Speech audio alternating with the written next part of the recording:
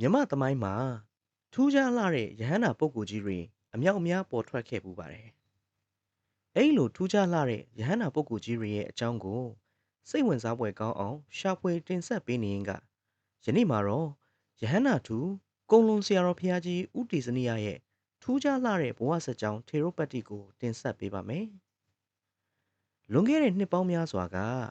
မြမပြည်ရဲ့ဓနုဒေသမှာထူးခြားစံပြလှတဲ့ရဟန္တာတစ်ပါးပွင့်ထွန်းခဲ့ပူပါတယ်။ထိုဆရာတော်ဘုရားကြီးမှာကုံလွန်ဆရာတော်လို့ထင်ရှားကျော်ကြားသူဖြစ်ပါတယ်။ဆရာတော်အလောင်းလျာအားခရစ်နှစ်1908ခုနှစ်ဧပြီလ4ရက်မြန်မာတက္ကရာ1269ခုနှစ်တကူးလဆန်း4ရက်စနေနေ့ညနေ6နာရီအချိန်တွင်အဖဦးတူအမိဒေါ်ထွေးမိတို့မှဖွားမြင်ခဲ့ပါတယ်။ဆရာတော်ဟာဓနုတိုင်းရင်းသားဖြစ်ပြီးငယ်မီမှာမောင်ထွန်းသာဖြစ်ပါတယ်။မွေးချင်း9ယောက်အနက်ကအငယ်ဆုံးဖြစ်ကအကိုအမများမှာ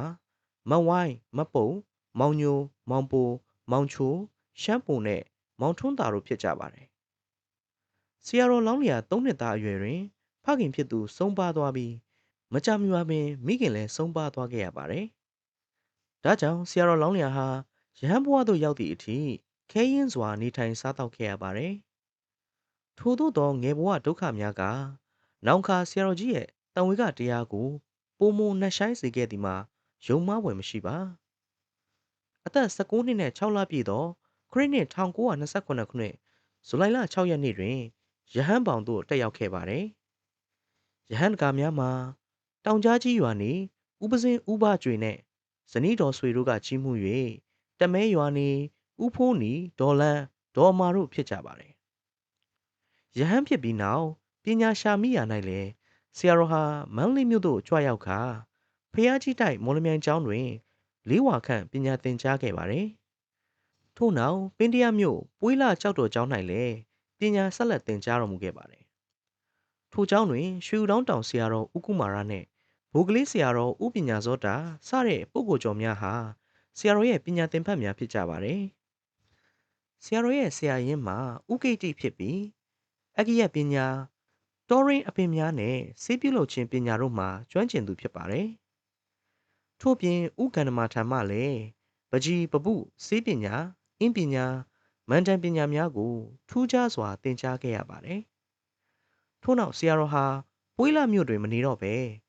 ကျောင်းသားရရွာဖះအနီး၌ဝါကျောင်းကလေးတစ်ခုဆောက်လုပ်ကာနေထိုင်ခဲ့ပါတယ်။ထိုအချိန်တွင်ဖះနီကျောင်းဆရာတော်ဦးအာတဖပြန်လွန်တော်မူတာကြောင့်ဆရာတော်ကြီးအားကျောင်းထိုင်အဖြစ်တာဝန်ယူရပါတယ်။ထိုချိန်မှစ၍ဆရာတော်ကြီးဟာအသွေးအသားများကိုတစ်သက်လုံးရှောင်ကျဉ်ရန်အဋိဌံပြုတော်မူခဲ့ပါတယ်။ဖះနီကျောင်းတွင်တရားအထုတ်နေစဉ်မှာပင်ဆရာတော်ကြီးဟာစတ္ထသင်္ကာယနာတင်ရန်ပြိဖိတ်ခြင်းကိုခံခဲ့ရပါတယ်။ထို့ကြောင့်ပင်တရမြို့နယ်တန်ခကိုယ်စားလှယ်အဖြစ်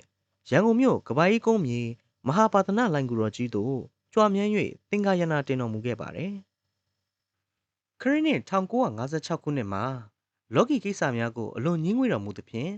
တောထွက်ရန်ဆုံးဖြတ်ခဲ့ပါတယ်။ဖျားနီလေးရွာမှကျွဲချောင်းသားဖိုးအောင်အားခေါ်ကာရော့စိတ်ပတိကိုင်ရှိကထွက်လို့မိတ်ဆိုပြီး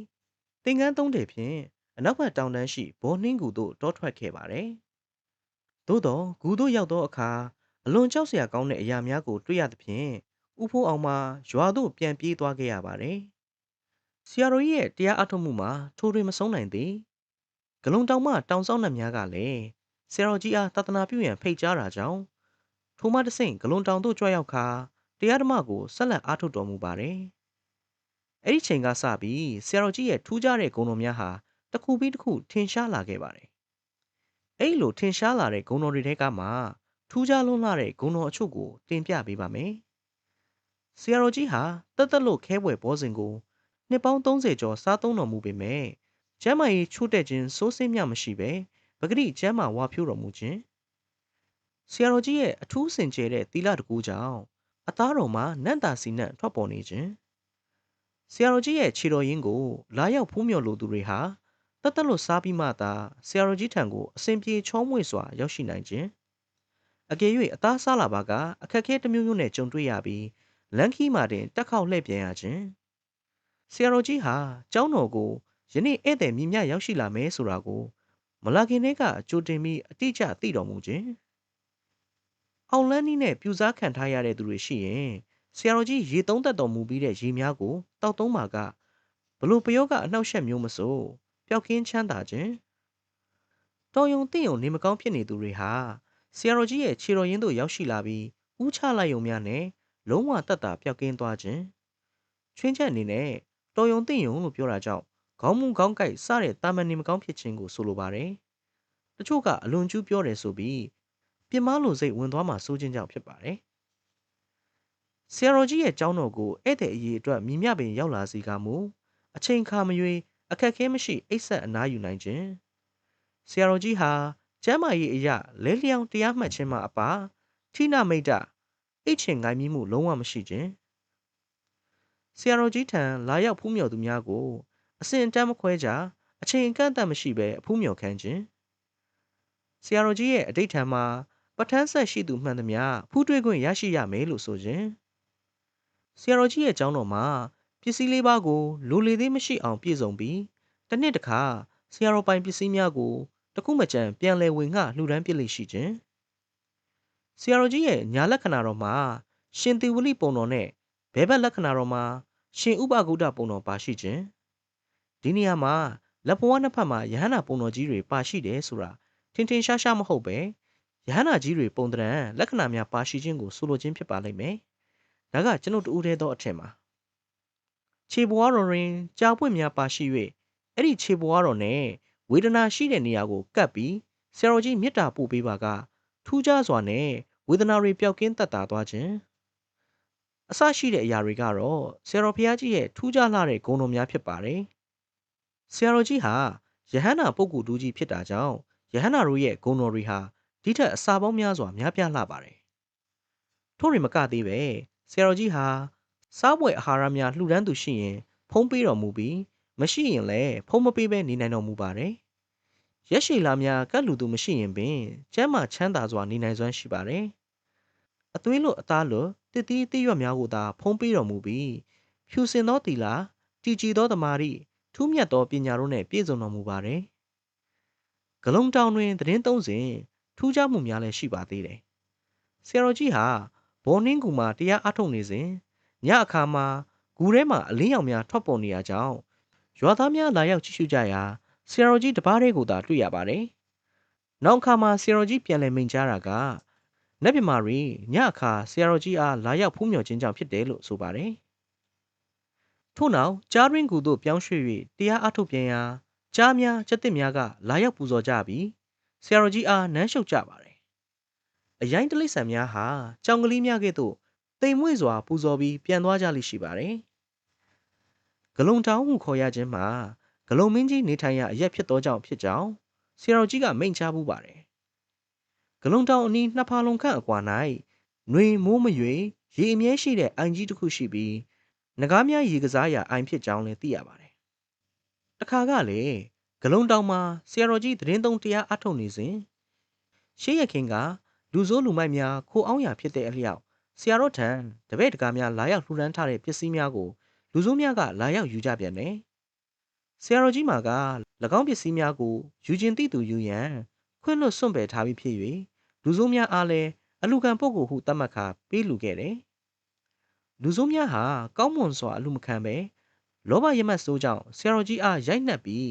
ကျိုးများဖြင့်တုံနှောင်အလူခံကြရာဆရာတော်ကြီးကတကားတို့ဥပဇင်းမှာဘာမှမရှိတဲ့ပစ္စည်းများကိုလည်းတကားတို့ကြိုက်တဲ့လောက်ရှာဖွေယူပြီးဖြစ်တယ်အေးဥပဇင်းမှာကျန်တဲ့ပစ္စည်းကတော့တရားပဲကျန်တော့တယ်တရားဆိုတာလူယူလို့မရဘူးတောင်းယူလို့လည်းမရဘူးမိမိကိုယ်တိုင်ကြင့်ကြံအားထုတ်မှရတယ်အဲ့လိုမိန့်ကြားလိုက်လေဆရာတော်ကြီးကတုံနှောင်ထားတဲ့ကျိုးတွေဖြည့်ပေးခဲ့ပါကျိုးတုပ်ဆရာမလိုပါဘူးဥပဇင်းပစ္စည်းများမှာလည်းတော်လည်းမရှိတစ်တာလည်းမရှိရှာကြံယူလို့ရသားပဲအဲ့လိုပြောတော့လေကျိုးမဖြည့်ပေးပဲပြန်လဲထွက်ခွာသွားကြလေတယ်ဆရာတော်ကြီးဟာဤပစ္စည်းများကြောင့်ဒုက္ခတွေ့ရတယ်ဤခန္ဓာကိုယ်ကြီးရ၍ဒုက္ခရောက်ရတယ်ကျိုးပေးမဲ့သူလည်းမရှိရတန်ဝေကတရားများပုံမူရ၍အဋိဋ္ဌံပြုပြီးတရားရှုမှတ်နေလိုက်ရာ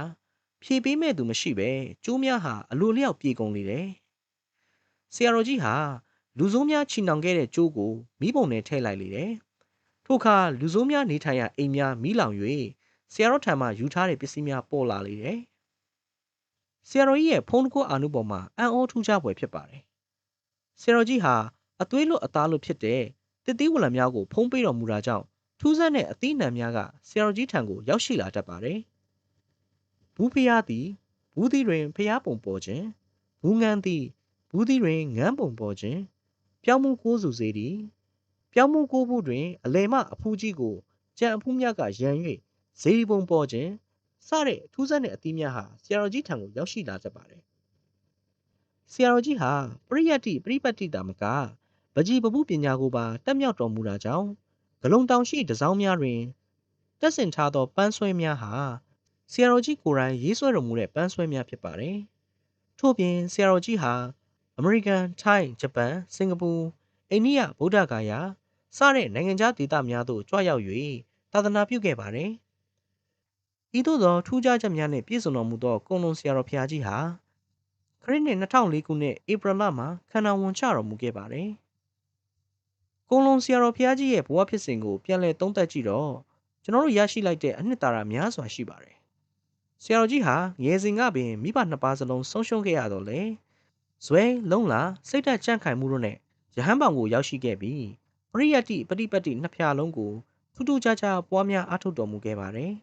။တသက်လွတ်စားသုံးခြင်းတတ္တဝါတို့အားဂရုဏာထားခြင်းယောဂဝေဒနာရှင်များကိုကယ်တော်မူခြင်းအစဉ်တမ်းမရွေးဧည့်ခံခြင်းတို့ဟာဗုဒ္ဓသာသနာတော်ရဲ့တမားတော်ကောင်းစရိုက်များကိုထင်ဟပ်စေပါတယ်။ဒီဗီဒီယိုမှတစ်ဆင့်ကွန်လွန်ဆရာတော်ဘုရားကြီးရဲ့ထူးခြားဖွယ်ရာများကိုသိရှိကြရုံသာမကတရားတရားဂရုဏာတရားရဲစွမ်းတတ္တိနဲ့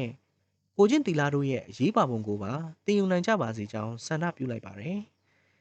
နောက်ထပ်စိတ်ဝင်စားဖွယ်ရာဗုဒ္ဓဘာသာသမိုင်းကြောင်းများကိုဆက်လက်ဖော်ထုတ်တင်ဆက်ပေးသွားမှာဖြစ်တာကြောင့်ကျွန်တော်တို့အဖွဲ့ရဲ့ channel ကိုဆက်လက်စောင့်ကြည့်အားပေးကြပါရန်မေတ္တာရက်ခံလိုက်ပါရစေ